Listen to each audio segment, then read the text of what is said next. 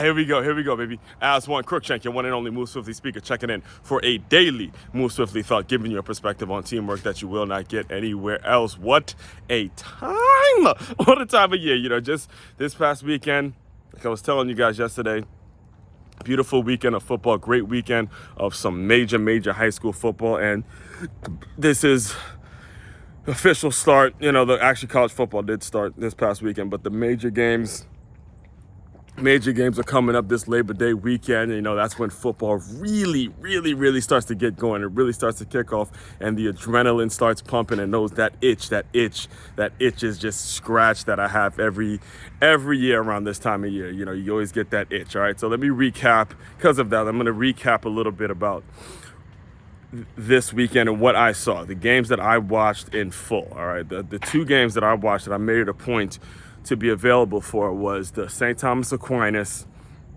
versus St. John Bosco. St. Thomas Aquinas, Fort Lauderdale, Florida. St. John Bosco in Cali, and then my alma mater, Good Counsel, Maryland, taking on St. Edwards in Ohio. All right, both of the teams that I was hoping to win took an L. They took an L. They played well. All right, both the teams played well. It was actually just some mental errors is one of the reasons that they lost. Not the reason that they lost, but one of the reasons that they lost, one of the major reasons that they lost. It wasn't the main reason that they lost. I'm going to get into the main reason in a second. But when you're playing a team that you're outmatched against, you cannot have the mental errors. You cannot have fumbles. You cannot be giving them points, which is what both of them did. But anyway, let's get into the main reason. All right, the main reason. Well, first of all, I want to tell you why I was hoping Good Counsel and St. Thomas won is because I feel very connected to those schools. All right, one of the schools I was actually a student of. I graduated from Good Counsel, and then when I first got out here to South Florida, I lived in Plantation, and had a ton of clients as a trainer who graduated from St. Thomas Aquinas, and they have the same colors as Good Counsel. I did a workshop. They're very connected to the Miami Dolphins, and when I first got out, what got me to South Florida was the working with the Miami Dolphins Foundation. So there's always on the back end, kind of always hoping to see St. Thomas does well. And they got a brother. They got a brother as the head coach, Coach Roger Harriet. Not only a brother, but he's also Caribbean. So you always want to see your people doing well, right? You always want to see your people doing well. In fact, remember my dad and my barber growing up, no matter what goes on, there's always root for the black coach. There's always go with when their team don't make it, it's like, look, I'm always going to cheer for the black coach. I just go with black. So, it's always nice to see St. Thomas Aquinas doing well, right?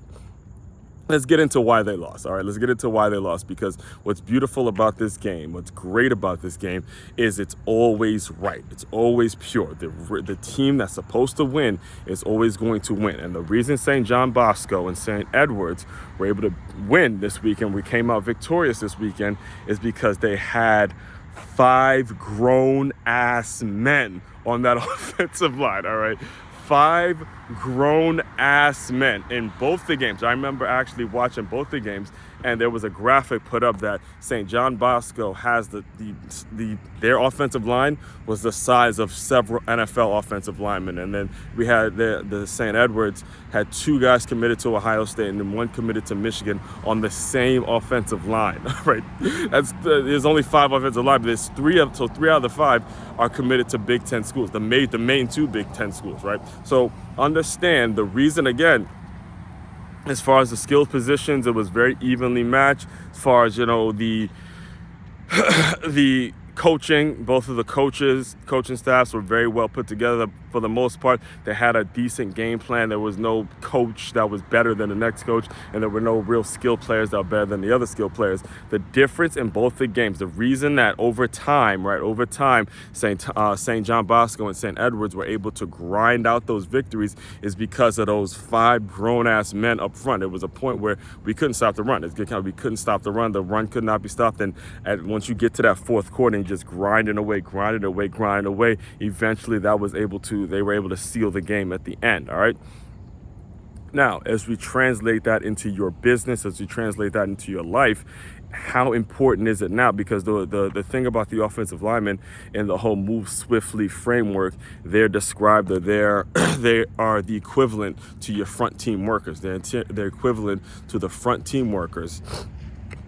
excuse me, the equivalent to the front team workers that are doing the little things, like cleaning up the bathrooms, like making sure the windows are clean, like making sure that there's sales calls being made, making sure you're marketing, making sure you're constantly posting. All of those little things that a lot of the skilled positions will get overlooked.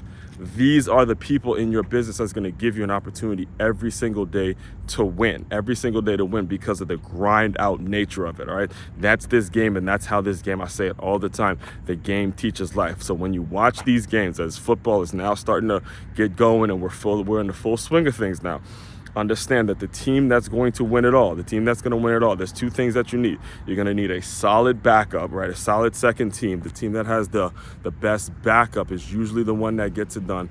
Also, the team that controls the line of scrimmage that day. All right, you got to be able to control the line of scrimmage that day, and you will more than likely come out victorious at the end of the game. All right. Again, I'll give you the two. Team with the best second team, because this is football, guys go down, and then the team that can control the line of scrimmage, both offense and defense, is the team that normally gets it done that day. All right. To dive deeper into my work, to dive deeper into the Move Swiftly framework and how you can apply this to your business and your company and incorporate this into your market, into your strategy, right? Into your strategy. Main website, makeyamove.com. That's MAKEYAMOVE.com. One-stop shop for all your teamwork and your self-development needs. Aswand Cruickshank, your one and only Move Swiftly speaker, checking out. You guys continue to move swiftly. We will talk more soon.